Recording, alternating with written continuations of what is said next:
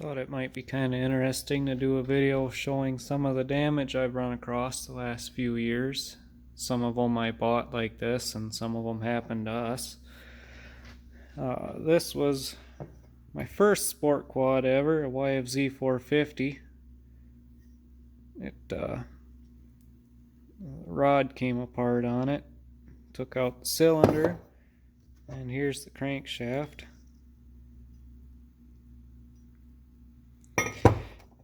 Got that fixed, and then about a year later we were ice racing it, and it let loose again.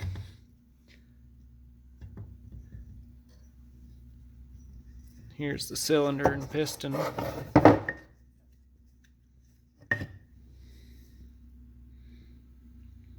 The piston is permanently stuck in the cylinder. I've never been able to get it back out.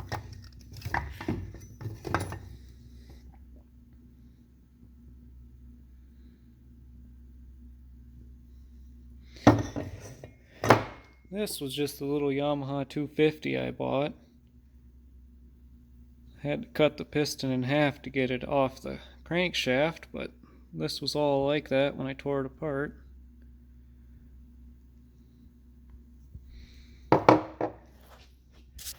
Let's see. This was that 700 XX that I just got running again.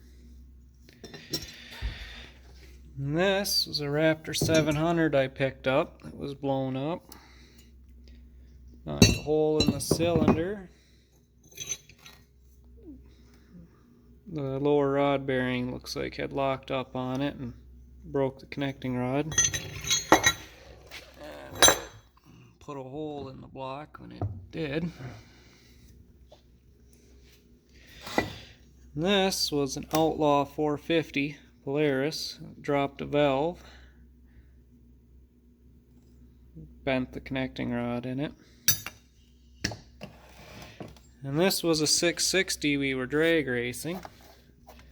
One of the last races of the day at a drag racing event, and it come apart and split the case all the way across. Connecting rod come apart on it, and it knocked a big hole here.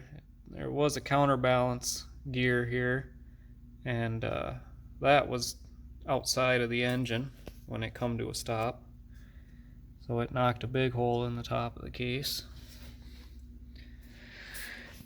That's just a couple of the machines I've rebuilt, but I've got a whole lot more of them.